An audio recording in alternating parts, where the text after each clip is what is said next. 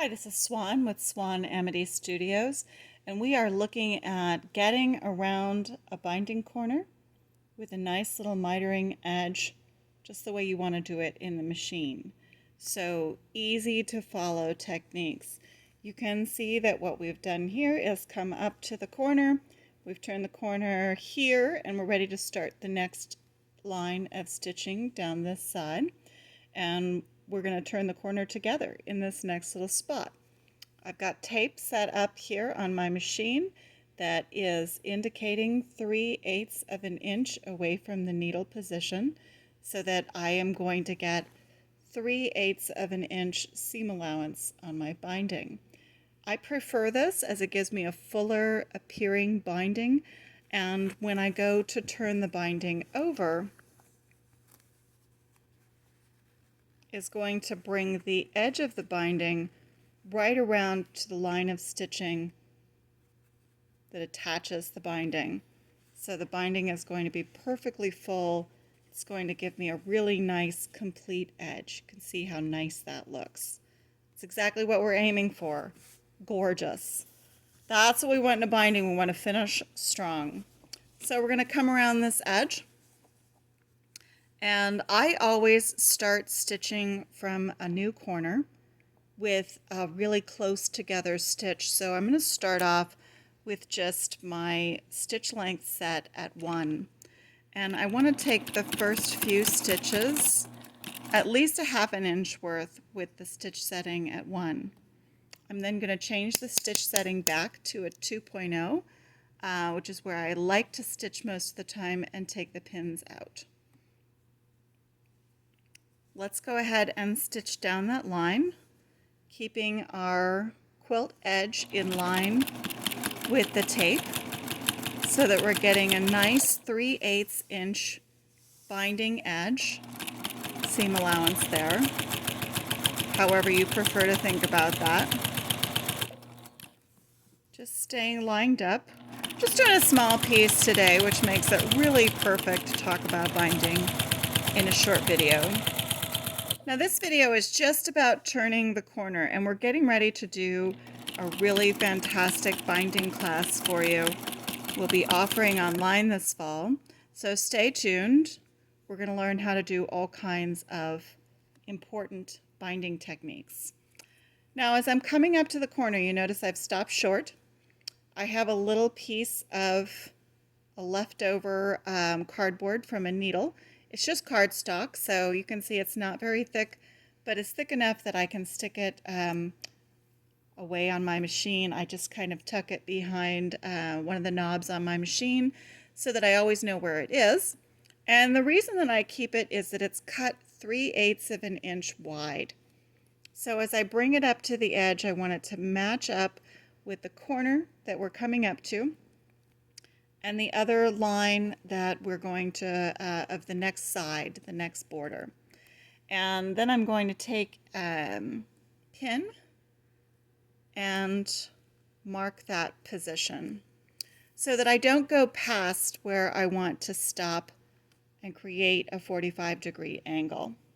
So here we go. We're going to stitch right up to it. Now if you're one of those people that gets uncomfortable with a needle coming close to a pin, you can always mark that line with a little white chalk pencil, and that works well too. So I could just put that line just like that and stitch up to it, but I'm going to watch really carefully.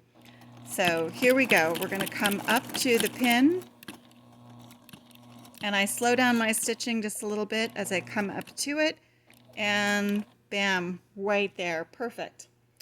I'm going to set that pin aside, and at this point I'm going to lift up my presser foot, turn my quilt to the side so that the point of the corner is headed directly towards the needle. You can see how that lines up, and shorten my stitch back to a 1 because we're making this 45-degree angle. We want it to be really secure as we come up there.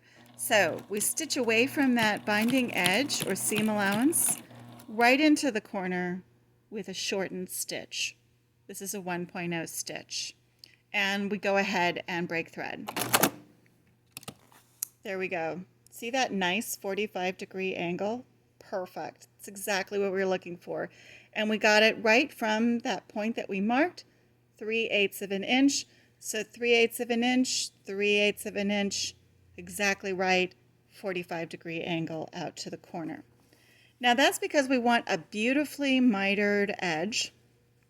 So as we open our binding, that creases itself right along the edge of that 45-degree angle we stitched.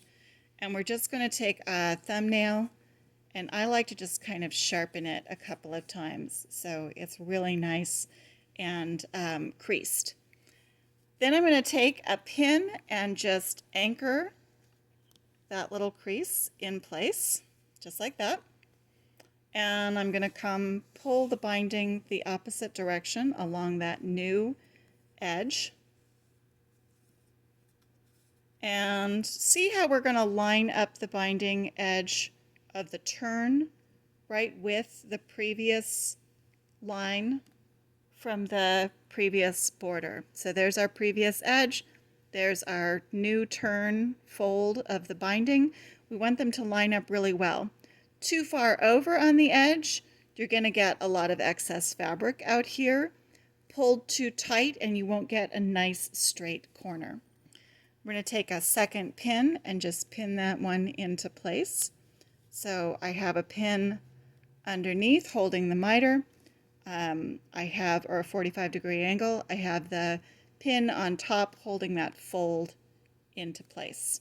And then we go ahead and turn the corner. And once again, we've got our machine is already set on a short stitch, 1.0. We're going to stitch at least 1/2 inch with that shorter stitch length, and then transition back to a 2.0 and continue down the line.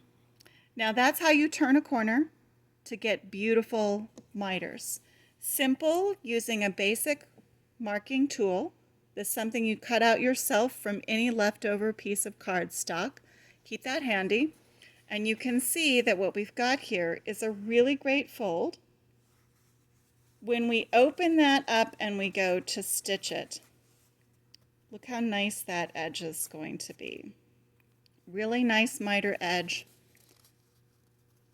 And when we stitch it behind, we're going to fold down, so that one miter folds towards the left, one miter folds towards the left, one miter folds towards the right. So you get a really flat piece when you stitch it into place. Thank you for joining us. Once again, this is Swan with Swan Amity Studios, and keep joining us. Make sure that you subscribe to the YouTube and visit us on swanamity.com. That's SWANAMITY.com, and see what other fun things we have for you. Thanks very much.